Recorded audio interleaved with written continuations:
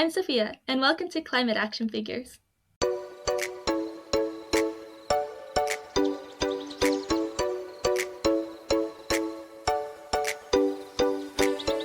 Hello, and welcome to another hope-filled episode of Climate Action Figures. My name is John Whidden, and this week on the show you get to meet Sophia.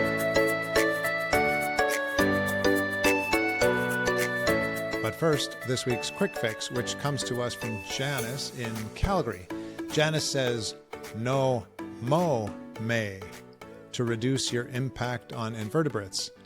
Janice continues, "These tiny creatures are susceptible to early disruptions like mowing and raking." Thanks so much, Janice, and apologies as I left your suggestion until a little late in May, but maybe people can still avoid doing those things before they get looking after their lawns.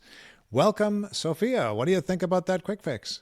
Hi, thanks for having me. I think it's a pretty cool one, definitely out of my focus area, and something I would consider if I had a lawn. Yeah, a lot of people are going away from lawns these days, which is maybe even a better idea, right? I love gardens. It's one of my favorite activities. A friend of mine changed his whole front yard into garden, so he had produce to share with his neighbors, and it was wonderful. That's what I did to my parents' backyard, so now it's all garden. Perfect. Now, Sophia, you are an environmental engineering student. How far are you into that program? I just finished my third year, so I'm going into my fourth and last year. Just finished exams? Yeah, so happy. Now, what kind of work is environmental engineering preparing you for? So environmental engineering is this intersection between protecting the environment and protecting public health. So I get to do a lot of things with regulations, making sure that people are safe from different types of industry, and also to make sure things like your water, your soil, and your air are up to different codes. So I'm looking towards a water specialization, like drinking water, so I'm really excited. Do you want to give us a tip on drinking water since that's your area of expertise? Drinking water is like a soup. You have a lot of different things inside that you can't see. So if you can boil your water or filter your water, those are additional ways that you can protect yourself. A lot of people buy their drinking water in the big bottles or small bottles, and there's so much plastic issue in that. What do you think about our drinking water, at least for those of us who are in Canada? Personally, I'm not a fan of bottled drinking water. There's two reasons why. The first reason is there's a lot of plastic. Those plastics create microplastics because the inside lining sheds, and those go into your body and they disrupt your hormones. So we call them endocrine disruptors. I research a lot of microplastics, so I get to see a lot of the effects.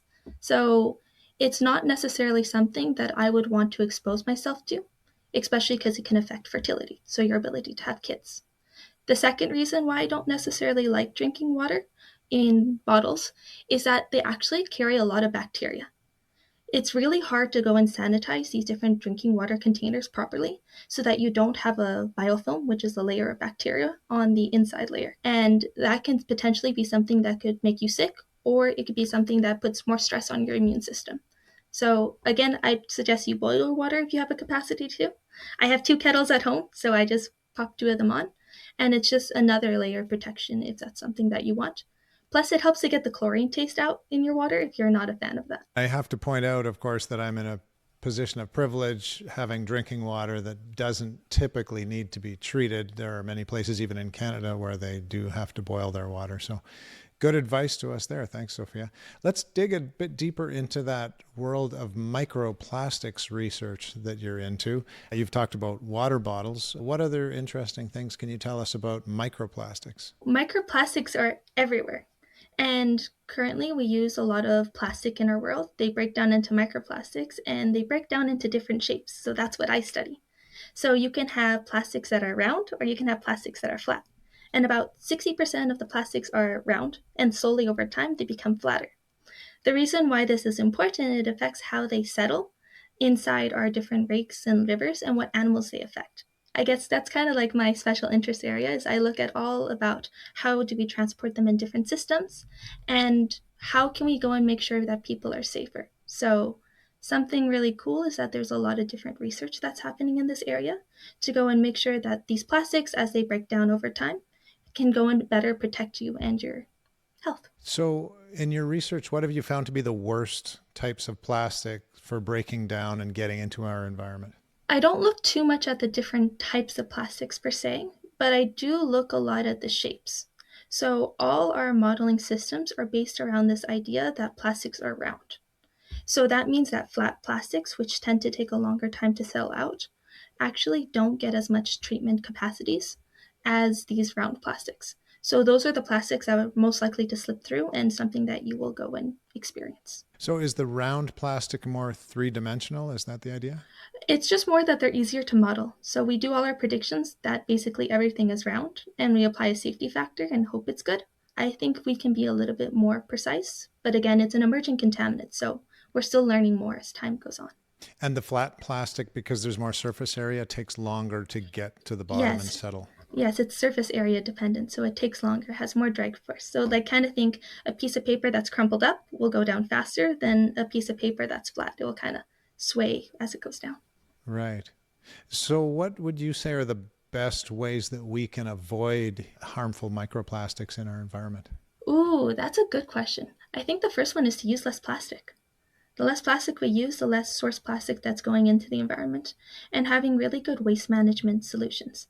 So when you have your plastic, where does it go? If we can go and contain it to reuse and recycle as much of it as possible, that's a lot less plastic that's just kind of going out into the environment with no one doing anything. And then, of course, afterwards, once it's in the environment, using different solutions to go help treat it. So something really cool is I am a mentor for a team in Toronto. They're called iGEM Toronto, and they're working on a technology to go and remove microplastics from the environment using bacteria. So there's a lot of really interesting solutions that we can have to remove plastics, and employing those would definitely be something that's useful. My understanding, Sophia, has been that the cheaper plastics, the thinner plastics, tend to break down more easily or tend to get out into the environment, like let's say a single-use plastic bag or something like that. Is that generally true? I would have to double check that, but from my understanding, yes.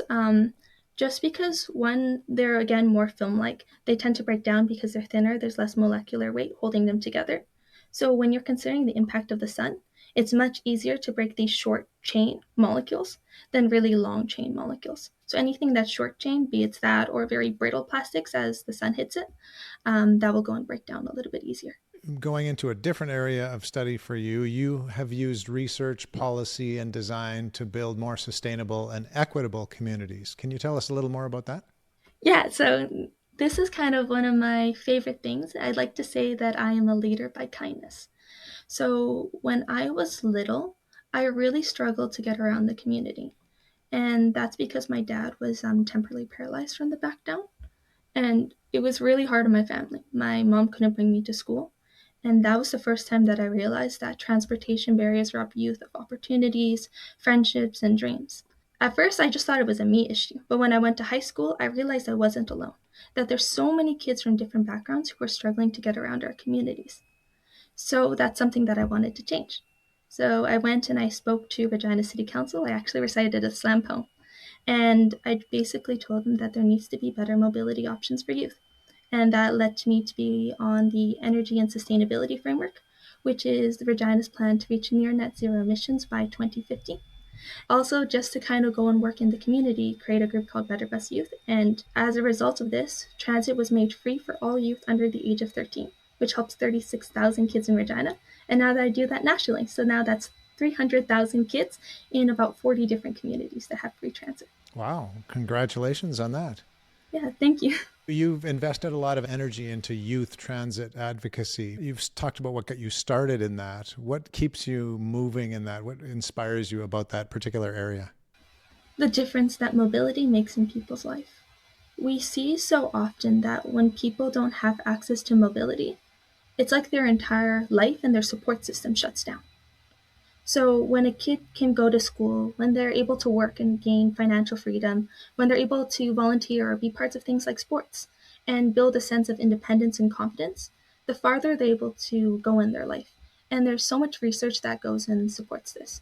We saw that in Kingston, when kids had free transit passes, they used 86,000 trips to go on different cultural experiences, and school absences reduced by 16,000. So there's just so many benefits, and I even see it like from random kids that I meet where they talk about, oh, I can go see my mom and I can just go and jump on the bus, or I can visit my grandma, and it's easy for them to go around and see different people, and that's something that I want to see more of in our communities. Sophia, you've mentioned once about kindness, and clearly in several of your answers, you're thinking about other people all the time. Where did you get that in your life? Where does that come from?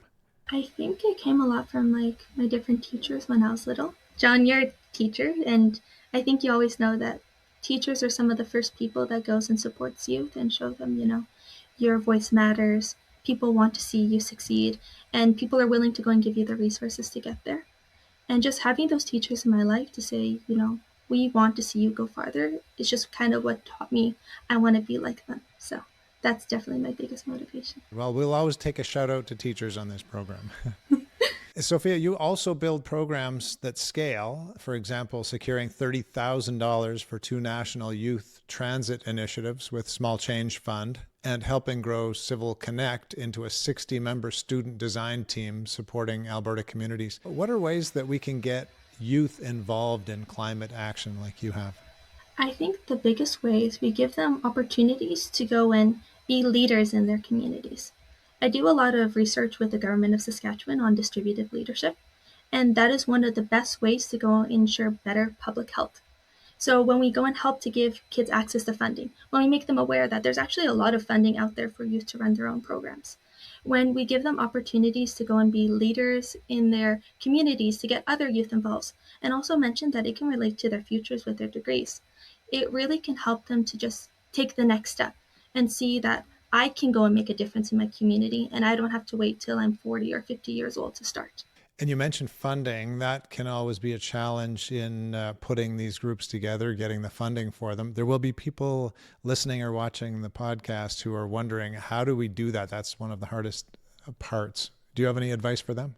So when I started, I had no monies. I basically went to other people that I knew and I saw if I could find funding through them. So my teachers were the big first funders of my projects, and I'm so grateful to them. I went and I asked different people in my religious communities and my neighbors, and you can do fundraising that way, same way that you almost do with a sports team, bottle drives. There's also other ways to go through different organizations. For example, schools often have some money for different school-related activities. So if you do something with a club, maybe you can find a little bit of money there. And there's also a lot of money inside the community to go and build things up. So almost every city has some form of a neighborhood grant. So if you're doing a project in a community, for example, like gardening or something like that, you can get a $500 to like $1,500 grant to go and help you start. Same thing that there's a lot of different national awards and international awards, like Finance, Engage, Sustain. They have an award called the Youth Harbored Action Grant. That's the one that I got. It was $30,000 to go and build up a library about how to be a transit advocate, and also just like a general good advocate in your life, and to make it totally free. So there's a lot of money out there to go and help youth start their own initiatives too. You just have to keep looking. Well, we'll definitely include some of those in the show notes so that people can access those if they need to. So you mentioned scholarships. You have earned the TD National Scholarship, the Terry Fox Humanitarian Award, National Youth Climate Action Award, Canada's top 25 environmentalists under 25. We have too many accolades to get into all of them, but what has been the biggest benefit from receiving those awards? The biggest benefit of those awards is how I get to recognize everyone who's a part of these different movements. Now, I know on the show there's just me, but with me there's 60 other youth and so many different mentors and intergenerational advisors that are there to go and help support.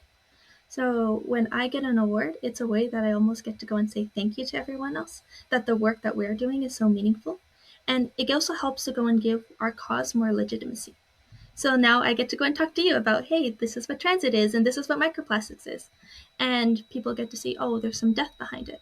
And it's also been able to give me a lot of really cool opportunities. Like I did a TEDx talk in Regina, and you'll see the picture on the screen if you're watching on YouTube.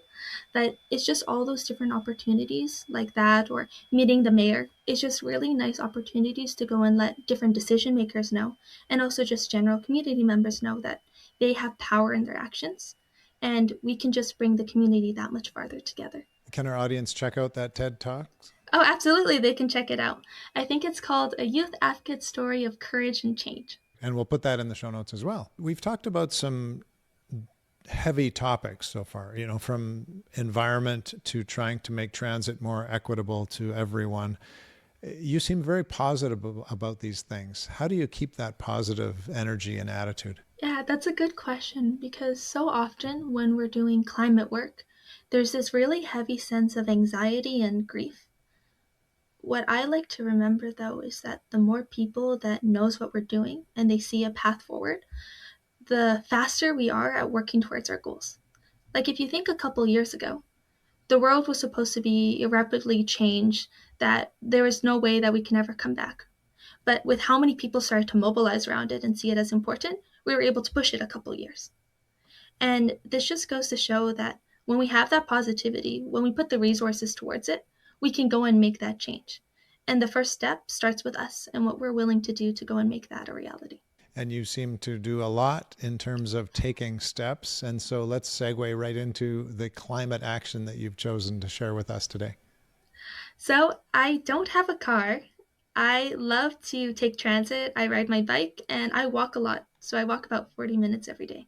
And it's a great way to have exercise, but also to take in some nature and just kind of get back to the environment a little bit. And since we've talked about transit and it's close to your heart, I have to ask, it's the cart before the horse kind of thing. If there's a lousy transit system in a city, people won't use it. So how do we get those transit systems built out so that they work well and then people want to use them?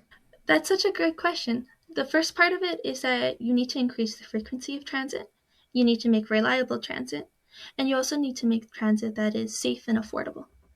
And the first way that starts is by having community members to go and say, this transit system is not working. Here's how it's not working. And by having that community voice to go and come in to say, here's how we can make services better. And by, say, offering different incentives to the communities to go and build the habit of them riding transit, then we can start progressively making services better as a community. So civic action, essentially.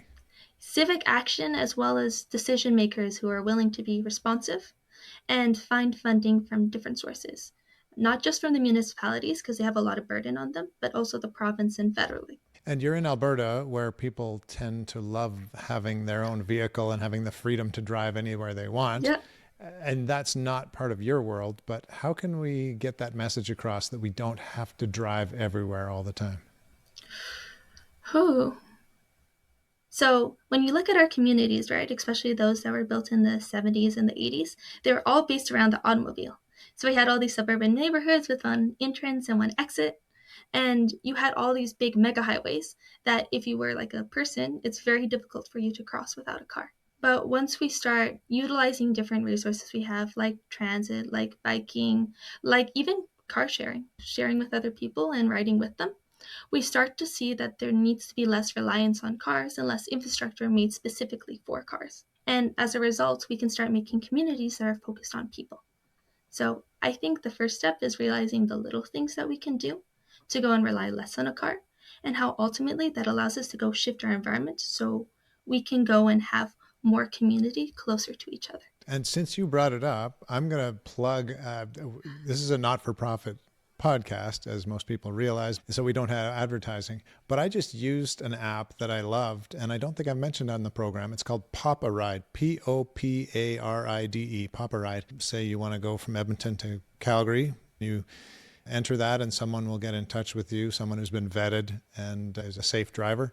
And then you connect with them and you decide, yeah, I'm going to ride with this person, and you get charged a certain amount that's much less than a typical bus fare. And so we get more people into fewer vehicles. So just a little plug for Papa Ride. That's awesome. Last question for you today, Sophia. What gives you hope? What gives me hope is to see so many people interested in making a difference. And when we go and we build the knowledge in people's head, the passion in people's heart, and the skills in their hands, they're so willing to go and make a change and to work together towards it. So I would just invite everyone here to go and kind of learn what you're passionate about, go and find other people who are knowledgeable in it, and go bring people in, even if they may not necessarily understand what you're doing. They're more than happy to learn once you're patient with them and you just start kind of working together to see how their priorities actually work with your priorities. Well, in the introduction today, Sophia, I said welcome to another hope-filled episode, and little did I know how much hope you were going to provide us with. So thanks so much for being with us today and doing that. Yeah, thank you so much. This has been really fun. And thank you, dear listener and viewer. We'd love to hear from you. So if you have something to say about what you've heard here today, please share it with us. Drop us a line via social media or email. We're at climateactionfigures@gmail.com. We will be back again next week, same time, same place, to hear from another climate action figure. Until then, go figures.